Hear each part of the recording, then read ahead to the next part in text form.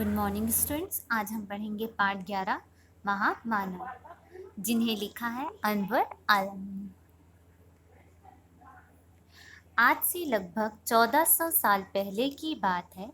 अरब के नखलिस्तान में एक गरीब बुढ़िया घर में जलाने के लिए सूखी लकड़ियां चुन रही थी। बहुत सी लकड़ियां इकट्ठी हो जाने पर उसने उनका एक गट्ठा बना लिया। गट्ठा काफी वजनी था, मतलब भारी था। निरंतर प्रयत्नों के बाद भी उस गट्ठे को बुढ़िया अपने सर पर नहीं उठा पाई। हताश होकर सहायता के लिए इधर उधर देखने लगी, किंतु उसे दूर दूर तक कोई नजर नहीं आया। लंबे समय के पश्चात सामने से एक अजनबी आता हुआ दिखाई दिया।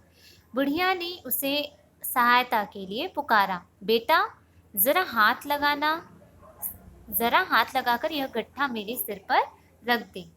लकड़ियां अधिक हो गई हैं, जिनके कारण मैं अकेली इसे उठा नहीं पा रही हूँ। मेरी सहायता कर, अल्लाह तेरा भला करेगा।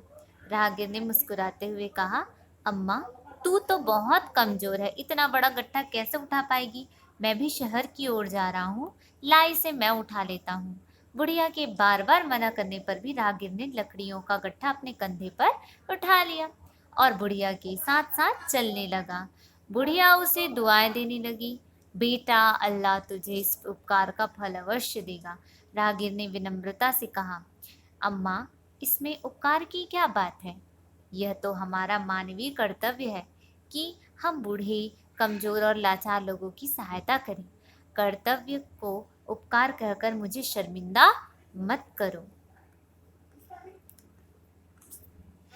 राहगीर की बातें सुनकर बुढ़िया गदगद हो गई, मतलब प्रसन्न हो गई। उसने ममता भरे स्वर में कहा, तुम बहुत भले आदमी हो, तुम्हारे विचार कितने अच्छे हैं। बेटा तुम इस शहर के रहने वाले नहीं लगते, क्या कहीं बाहर से आए हो? राहगीर ने उत्तर दिया, हाँ माँ, अभी कुछ दिन पहले ही इस शहर में आया हूँ। बेटा तुम इस शहर में नए हो, शायद तुम्हें मालूम नहीं होगा, आजकल हमारे शहर में एक जादूगर आया हुआ है जो बड़ा खतरनाक है। लोग कहते हैं उसने यहाँ के बहुत से लोगों को अपने कब्जे में कर लिया है। तुम भले तुम बड़े भले और दयावान व्यक्ति हो, इसीलिए मैं तुम्हें सचेत कर रही हूँ। उस जादूगर से बचकर रहना, कहीं वह तुम्हें भी अपना गुलाम ना बना ले। अम्मा क्या तुमने इसे देखा है? राहगीर ने विनम्रता पूर्वक उस बुढ़िया से पूछा। बुढ़िया ने कहा, नहीं मैंने उसे नहीं देखा, लेकिन लोगों से उसके बारे में बहुत सुना है। बुढ़िया अपनी धुन में कहती चली जा रही थी, जानते हो उस जादूगर का नाम क्या है? राहगीर ने कहा, नहीं मुझे नहीं मालूम। बुढ़िया ने बताया, उसका नाम मोहम्मद है। वह एक बहुत बड़ा जादूगर है, उससे जो भी मिलता है वह उसका गुलाम बन जाता है। तुम उससे हमेशा बचकर रहना। राहगीर शांत मन से उसकी बातें सुनता रहा। इस तरह बातें करते करते वे दोनों शहर तक आ गए। शहर में चारों ओर बड़ी चहल पहल थी। राहगीर अपने कंधे पर लकड़ी का गट्ठा उठाए चुपचाप उस बुढ़िया के साथ चल रहा था। रास्ता चलने वाले अचरज में डूबे कभी उस बुढ़िया को तो कभी उस राहगीर को देखने लगे। चलते चलते एक मोड़ पर बुढ़िया का घर आ गया। बुढ़िया ने कहा, बस वो सामने वाला है ही मेरा मकान है। राहगीर ने मकान के सामने लकड़ी का गट्ठा उतार दिया और बुढ़िया से जाने की अनुमति मांगी। बुढ़िया ने उसे सहायता करने वाले दयालु राहगीर को ढेर सारी दुआएं देते हुए कहा, मैं भी कितनी मूर्ख हूँ, इतना लंबा रास्ता तय कर लिया, सारी बातें कर ली, लेकिन अब तक तुम्हारा नाम नहीं पूछा। बेटा जाते जाते अपना नाम बताते जाओ। राहगीर ने मुस्कुराते हुए कहा, रहने दे अम्मा, मेरा नाम जानकर क्या करेगी? मेरा नाम सुनकर तेरा विश्वास टूट जाएगा। बुढ़िया ने हट करते हुए कहा, नहीं, तुम्हें अपना नाम बतलाना ही पड़ेगा। बुढ़िया की बहुत आग्रह करने पर राहगीर ने कहा, तो सुनो, मेरा ही नाम मोहम्मद है। मैं वही आदमी हूँ जिसे तू जादूगर, निर्दयी और ना जाने क्या क्या समझती है। इतना सुनते ही बुढ़िया अबाक रह गई, मतलब एकदम शांत हो गई, अचानक से स्तब्ध हो गई। उसकी समझ में नहीं आ रहा था कि यह सब क्या हो गया है। इसे जिसे वह क्या समझती थी वह क्या निकला। लज्जा से, मतलब शर्म से उसका मस्तक, मतलब सर झुक गया। वह राहगीर से क्षमा याचना करने लगी, माफ़ी मांगने लगी। राहगीर ने उसे सांत्वना देते हुए कहा, अम्मा, अज्ञानतावश कही गई बातों पर लज्जित होने की आवश्यकता नहीं। अल्लाह बहुत बड़ा है, उस पर विश्वास कर, वो ही क्षमा करने वाला है। वह बड़ा रहमदिल है, सबका पालने वाला है, उस पर भरोसा रख।